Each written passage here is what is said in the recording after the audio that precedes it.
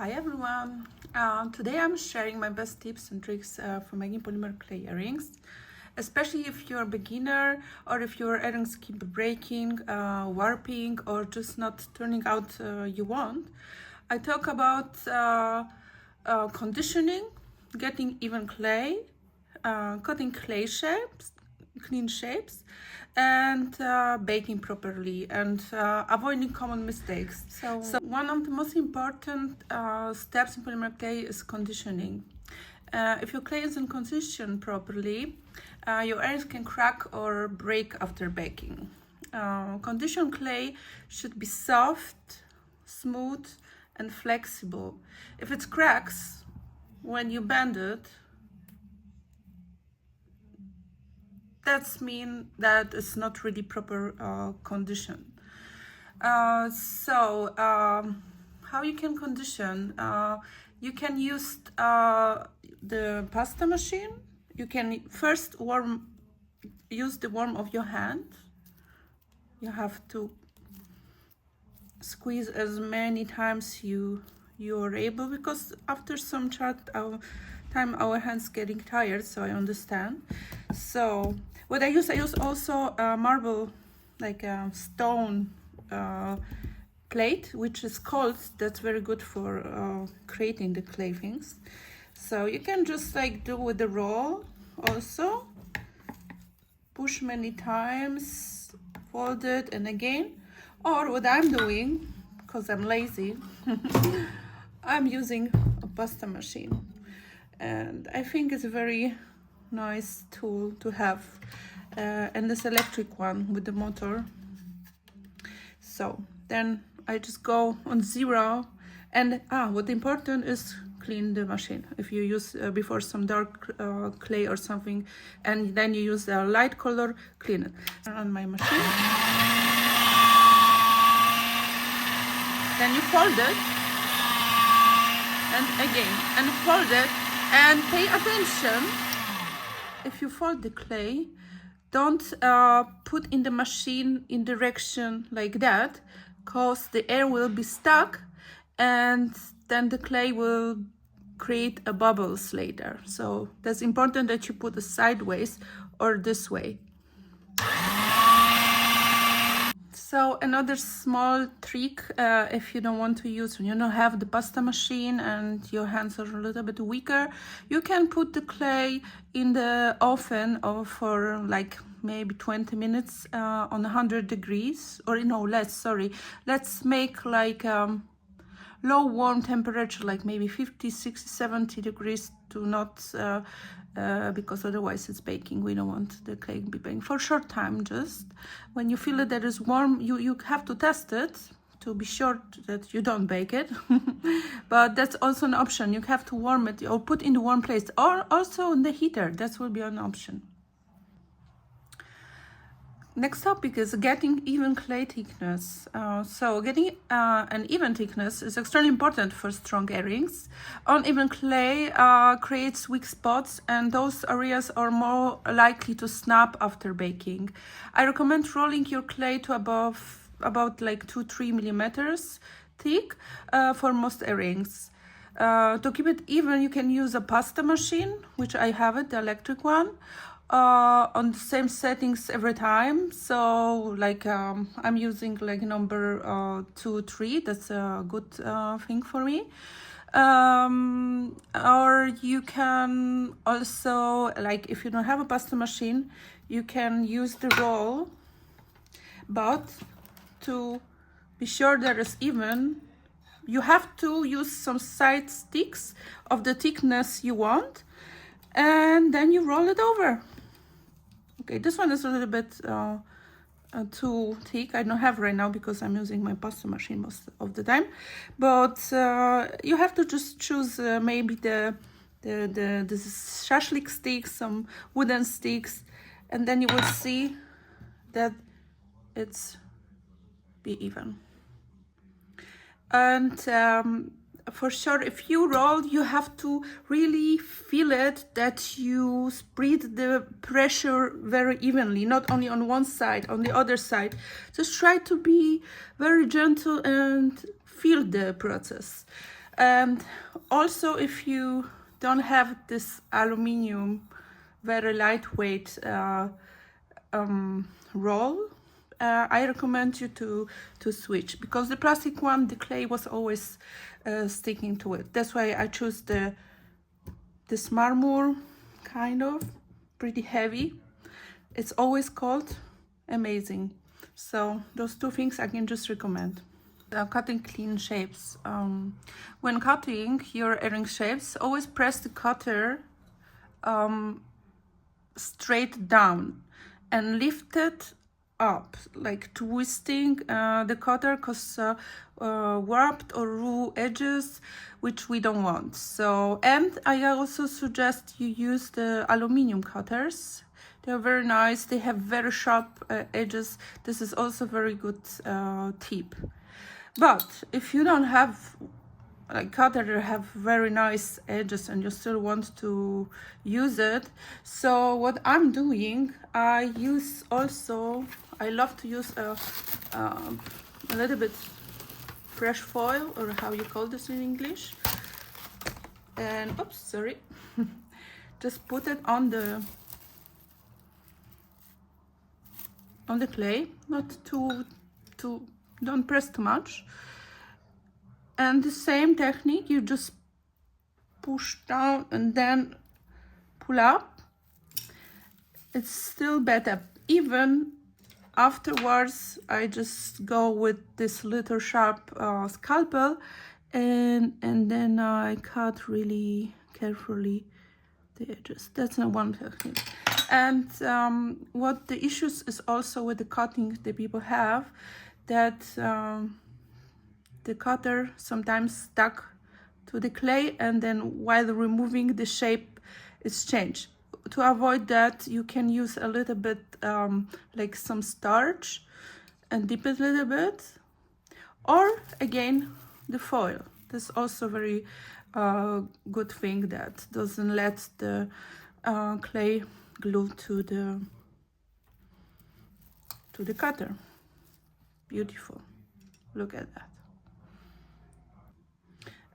One important thing, in case you use the cutter before for some darker clay, remember to clean them if you want to use them for a white or light colored clay.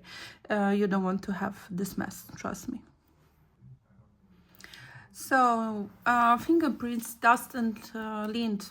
Polymer clay shows fingerprints and dust very easily, especially light colors. Before working, wash your hands. Keep your workspace clean. If dust gets on your clay, use a soft brush, or like little rubbing alcohol to gently clean the surface before baking. So I'm using this one here. Fingerprints can also be fixed later by sanding, so don't panic if you notice them. So that's another video that I will create, so you can watch later. So now we have to talk about the earring holes, and many people recommend to do the earring holes before baking. I do that afterwards because I have this nice drill with enough bright.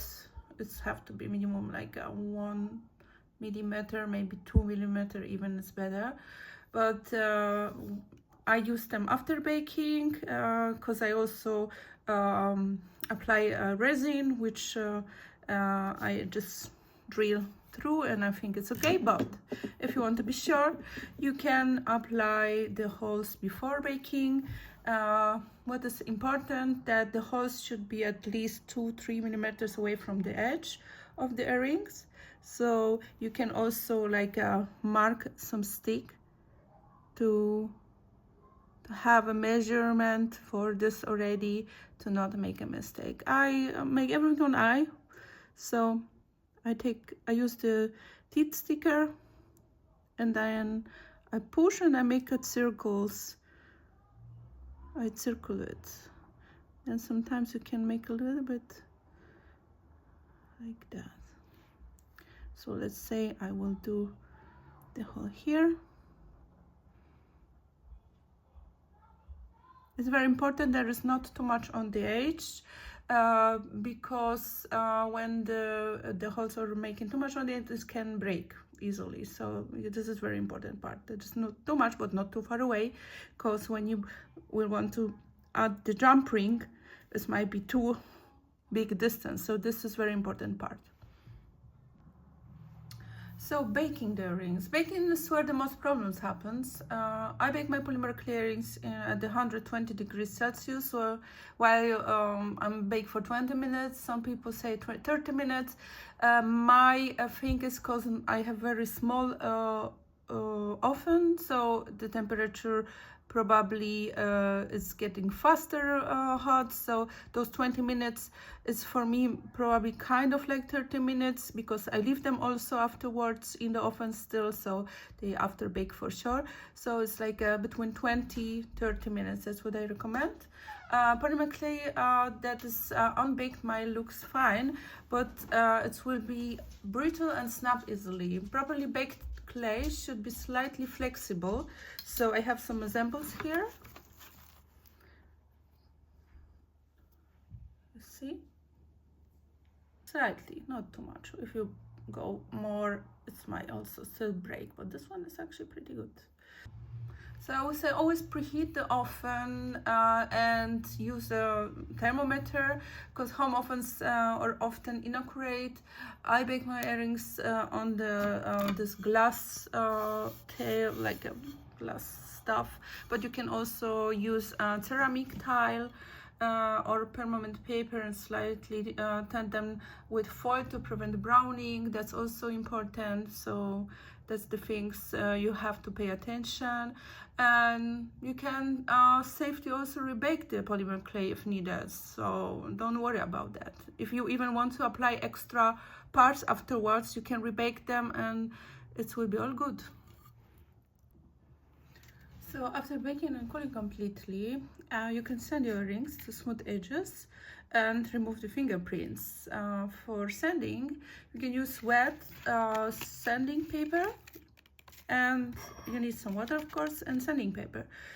For this one, you will we will do with the levels. So you start with the bigger number, like less fine sanding paper,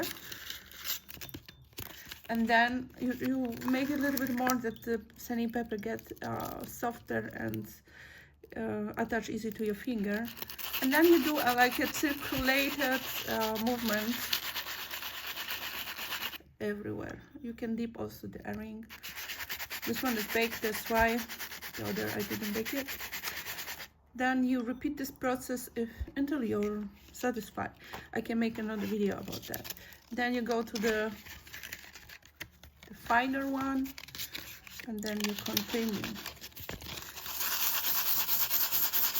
You continue and you continue. So to smooth the edges, I use also my drill here. You can try her right now. I have my drill. Wait, I just removed this water away. That's not good, electricity and water. And I have this cotton kind of, that's amazing. This is the best one.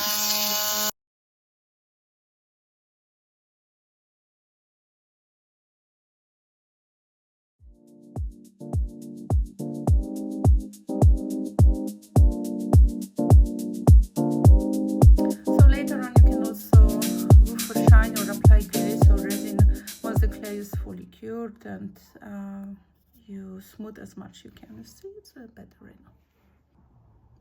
So one more time, if your earrings keep breaking, it's usually because the clay wasn't conditioned enough, the clay was rolled too thin, the earrings were underbaked, or the hole was too close to the edge, for sure. Most breakage issues come from underbaking, not overbaking. Polymer clay takes practice, so don't get discouraged if things don't turn out properly at first. Test small pieces, experiment with your clay brand, learn what works best for you. So I use Cernit and Fimo. There are two brands that I really love it. And yeah, if you need more, I will for sure create more videos about every earring I did, every pattern I use. And I really like to know from you what you're interested, what your issue. So write me in the comments, like and subscribe. And thank you so much for watching, and I hope this tips helps you make stronger, cleaner polymer clay earrings.